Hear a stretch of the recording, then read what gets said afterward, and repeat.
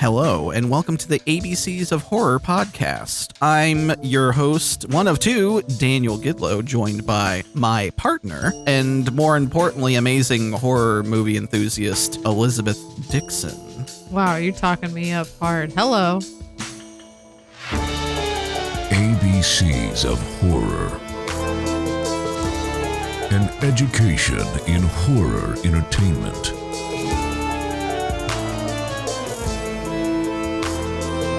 Begins now. Well, you're the one who got me into horror movies way back in the day. Not that I wasn't into horror movies, but you got me into the real nitty-gritty. The weird shit. Yeah, the weird shit when we first met. You're partially responsible for the fact that this even exists. What have I done? And the fact that back nearly a decade ago, you and I started reviewing horror movies on and off throughout the years. And, I'd say we got some credentials. Yeah, sure. Yeah, sure. I mean, self-appointed credentials for sure. And I've been reviewing movies on and off on the internet since the mid-2000s. So we're pretty much OGs at this point. So welcome to our horror-themed podcast. We'll be going through the whole library and history of horror movies. That's our goal. The ABCs, teaching the ABCs and learning ourselves the ABCs of horror. There's a lot of classics that we haven't seen. And there's a lot of kind of unshown gems that I think that we could probably pick out and share to the world as well. Yeah. This is a podcast for horror movie experts and non-experts alike. The mission statement for this essentially is we're all going to learn about horror, about tropes, about themes, about all the cliches, all the different things about horror, and just be a bit of a love letter. At least 3 letters, A, B, and C. All the letters, if anything, to the horror movie genre. I have definitely, through our relationship, come to appreciate horror movies way more. As far as presenting credentials, I was a big Scream fan growing up. Scream 2 was the first horror movie I'd ever really been exposed to. My friend's mother rented it on pay-per-view back when you used to have to call a number, and then they would make the movie play on repeat on one channel that you paid for on cable. And I saw the beginning of Scream and parts of it throughout the night, and that shit stuck with me. My interests were definitely kind of more the mainstream popcorn horror movies, like, the Nightmare on Elm Streets and a lot of the Wes Craven fare. A little bit of Friday the 13th, but, it was mainly like those kind of big horror franchises. Loved Halloween. And then I met you. And I really fell down a rabbit hole. What is your history with horror movies, Liz? Let's see. I think my first horror movie was Nightmare on Elm Street. That was the one that my mom let me pick out at Blockbuster when I got old enough. From there, it kind of just stemmed out. I think the biggest thing that branched me from Nightmare on Elm Street was Bravo had this show. Every Halloween, they'd show 100 scariest movie moments, which was my shit. Every year on Halloween, I was watching that until they stopped doing it, and then they did the 30 scariest movie moments, and they weren't even that they weren't good picks in my book, at least. They had already done multiple 100 movie scariest moments for all the classics. That show was like a distillation of all the best scenes from the most iconic scenes from the most iconic horror movies. Oh, yeah. You shared those with me as well, and they were definitely very interesting, if not very spoilery. I mean, incredibly spoilery, but it was one of those things that kind of I started writing down the names of the movies that I wanted to watch. There were a few scenes that they showed that freaked me out as a kid, and I'm like, I gotta see this movie. I need to. At a certain point, I stopped getting scared. It's the endorphin rush. You need to keep going. You had your hit early on, and you just needed to keep going from there. Yeah, pretty much. Then I used to watch people review horror movies on YouTube. There was a channel I found that was talking about all these weird indie films that I'd never heard of, like Cannibal Holocaust and a Serbian film, and I was just like, what the hell is this? Where have I gone? This is the weirdest part of the internet. That's that part where you're in it too long and you're I need to back out, but I don't know how. That's the next level for sure. Yeah. I mean, I guess when you were chasing that high, that is certainly the next. I mean, but where do you go from there, though? I guess is the real question. It gets really bad. There's a person I do watch. She did a huge 3-parter of the iceberg of horror movies. As the list goes down, it gets into really weird, disgusting shit that people have just decided this is horror, and I'm like, that's not horror, that's something entirely different. That's still horrifying. That's just a snuff film. Yeah, it's really not. Like, there's a line that I have, and I've crossed it once, and I will never go back because I'm just like, that's too much for me. I'm good, thanks. Let's go back to the fake things, please. Yeah, we're not doing the real things here on the no. ABCs of Horror. No. There's a real distinct difference between real life violence and movie violence. I can very much appreciate movie violence because it's fake and there's an artistry to it and all that stuff. Yeah. Real life violence, if I saw anything like what is represented in half the movies I've seen, it would just turn my stomach. Yeah. I can't handle real violence and blood and all that stuff. But right. Movie violence I'm totally down with. And I want more of it, damn it. Yeah. Yeah. So I think my whole credential is that I got the taste for horror early. By early, I mean like maybe 13. It just kind of blossomed into this, like, I like the weird indie shit. I like the underground stuff, but not like too underground. Yeah. And I can appreciate a Cronenberg movie. Even though I fucking hate body horror, I can still appreciate it. Absolutely. Oh yeah, and if we're throwing out ages, I was 7 when I saw. It was on pay-per-view. It had just come out on pay-per-view, Scream 2. So I was 7 when I saw Scream 2, and I was like 9 years old when I fell in love with Blade, and that's a very violent, very very violent movie. The Blade movies aren't particularly scary. They kind of are. Guillermo del Toro's movie, I would say, was a little bit scarier than the first one, but both of them have kind of scary elements for a kid. Yeah, definitely for a kid, I'd say. But yeah, just that was a good introduction to movie violence and action and vampires. Blah. I'm sure we'll get to some vampires at some point, Liz. Probably. Speaking of which, on every podcast, we will be going through the alphabet. Today, we are doing the letter N. The movie we are reviewing is The Night House. On each podcast, I would like to go over some of the other movies within the genre that start with the same letter, a little bit of education, some of the classics, some of the not so classics potentially. And there are other movies within this genre, within the horror movie genre, that also start with N that I probably am not mentioning, which I would love to hear about from you all. If we don't end up covering the movie that you think of when you think of movies that start with the letter N within horror movies, you can always contact us at abchorrorpod@gmail.com. That's abchorrorpod@gmail.com. Yeah. So let us know other movies that we may have missed that start with the letter N, and we could get to it the next time. But speaking of vampires and movies that start with the letter N, Nosferatu. Click, click, click, click, click. 1922's Nosferatu, starring famously Max Schreck, adapting, it's Dracula. Nosferatu is Dracula, they just couldn't get the rights, so they called it Nosferatu, and the rest is history. Have you ever actually watched Nosferatu, or have you just seen the clips of Max Schreck kind of gliding around and being creepy? That one. I haven't seen the movie ever. I've seen the weird clips of him just like peeking around corners or coming out of the ship with this weird like hands looking like a fucking rat. I mean, it's the quintessential horror. Like, it's terrifying imagery. Yeah. There's actually a really good movie, and I haven't seen it, but I've only heard great things. They made a movie about the making of that movie with John Malkovich and Willem Dafoe. And Willem Dafoe plays Max Schreck, and he's actually a vampire. Okay.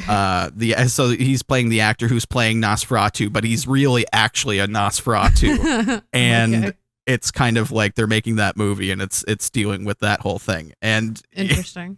Yeah. Apparently Robert Eggers is talking about doing a Nosferatu movie and wants Willem Dafoe to play Nosferatu. So I mean, that would be an interesting Nosferatu.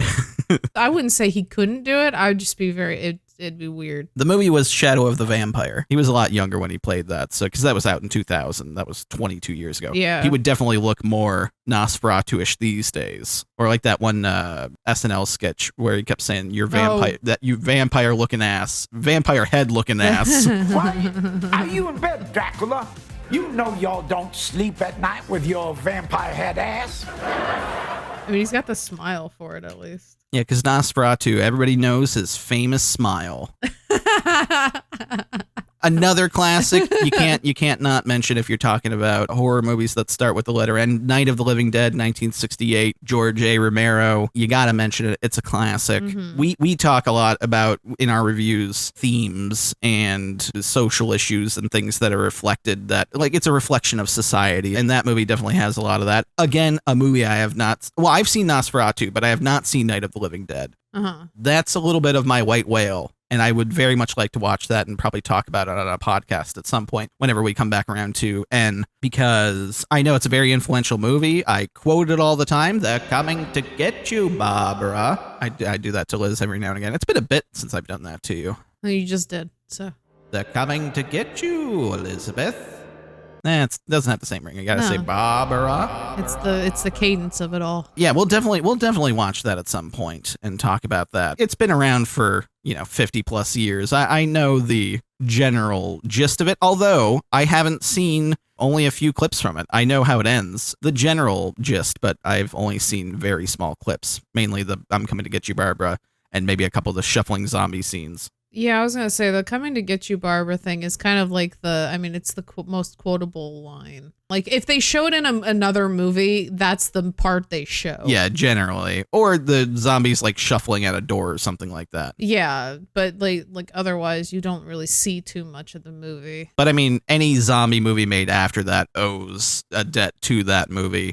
And it reinvented... Because before that, zombie movies were more so like... oh, we're on a Caribbean island and there are voodoo zombies here. And it's not the same kind of thing. It's not the, I'm coming to eat your flesh and kill you and turn you into a zombie movie. I also want to say, and maybe someone can correct me if I'm wrong, but I believe I've heard that it is the first black lead in a horror movie. Yeah, I'm pretty sure you're right about that. And that's one of the social issues that tackles is, racism and all that jazz.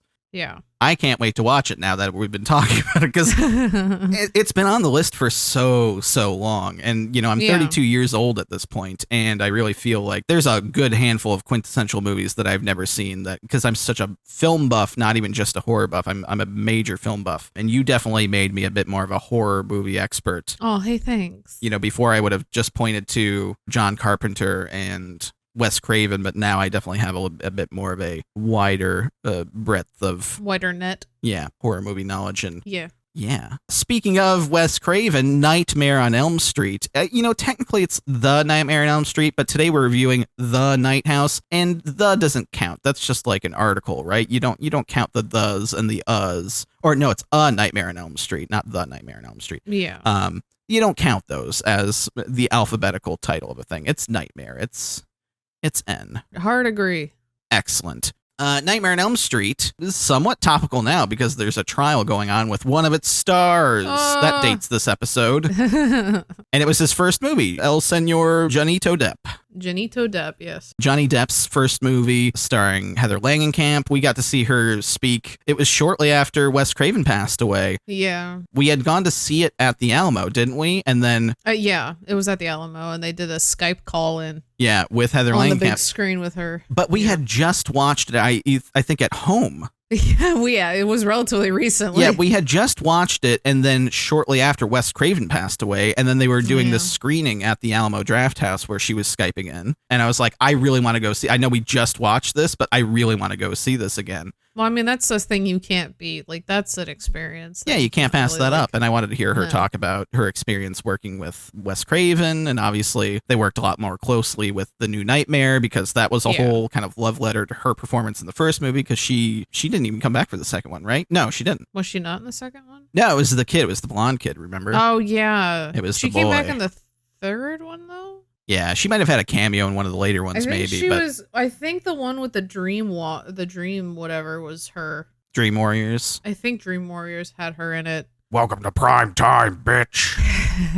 I just love that Freddy's catchphrase inevitably became bitch. Ends with bitch. Just some catchphrase, some quip with bitch attached to the end. Exactly. Talk about influential movies of the horror genre, somewhat riding off the success of Halloween, which invented the slasher movies. Wes Craven kind of bringing his own angle to it with the whole dream sequence, murderer, serial killer stalking you in your dreams. He only lives in dreams, and you give him power through your fear. That's a quintessential movie, and I remember being captivated by that one as a kid. What was your experience with Nightmare on Elm Street? This kind of tells you how I treat most horror movies. My friends thought I was a sick motherfucker, apparently, because I watched the first death in that movie, laughed hysterically, rewound it, and watched it again. With everybody in the room?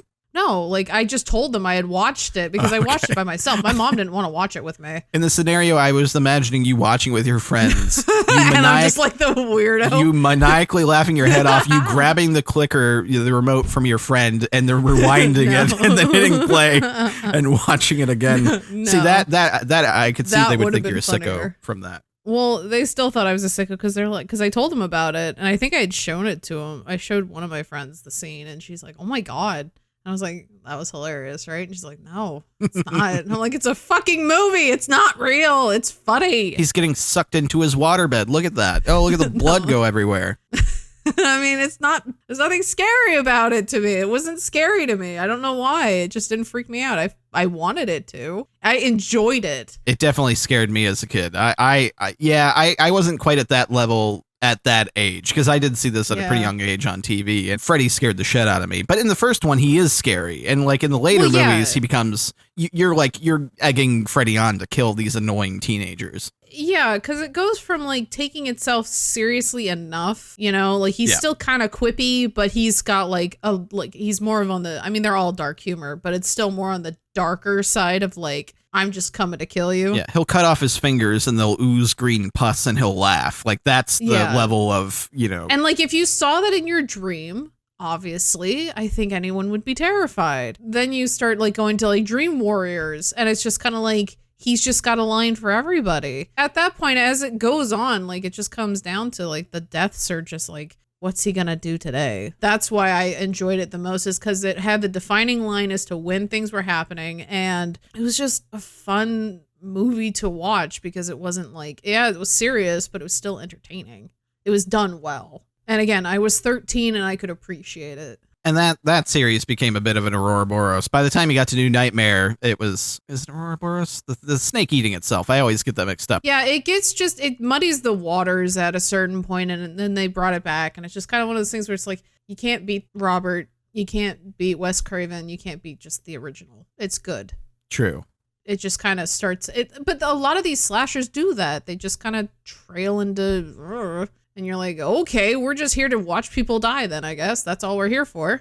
Once it comes around to the third reinvention of the franchise, it becomes a bit of the waters are super muddy. And yeah, that's not one that aged well ultimately. I mean, the original, I definitely some of those movies in that series, particularly the earlier ones on, I would say the first, second, and Dream Warriors, which I think is the third. Yes, it is. Those are definitely the highlights. And New Nightmare is interesting in and of itself, I think, because that's Wes Craven's like prototype Scream. He definitely carries a lot of meta awareness into the Scream films from, you know, what he learned from doing the New Nightmare stuff. As opposed to commenting on the horror movie genre at large, he was commenting on the series itself and what it had become, and very fascinating. And it brought a lot of his own experiences to the thing as well. He's in the movie as himself. It's really weird. And Johnny Depp getting smashed through a TV or something like that.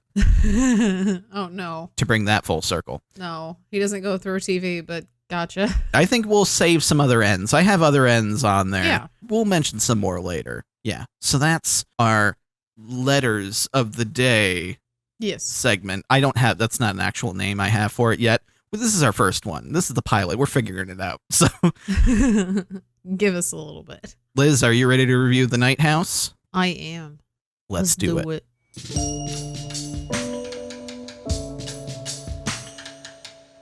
Hey everyone, this is Future Dan swooping in and saying, I hope you have all been well. It's been a bit since I posted on YouTube, so I miss y'all. I hope you're all doing well. I'm not gone forever on YouTube. I'll come back. Just getting a balance going on, but I appreciate you. I love you, and I hope you're doing well. Thank you for listening to this preview of the first episode of the ABCs of Horror podcast. You can listen to the rest of it if you click on the video on the screen right now. It'll lead you to the whole podcast. If you want to pick up where you left off, you can go to 1832, and that'll pick up with the review of The Night House and the rest of the episode. We are posting them bi-weekly. You can download it wherever you get your podcasts. It's pretty much everywhere, and you can subscribe to the YouTube channel and check it out on there. And yeah,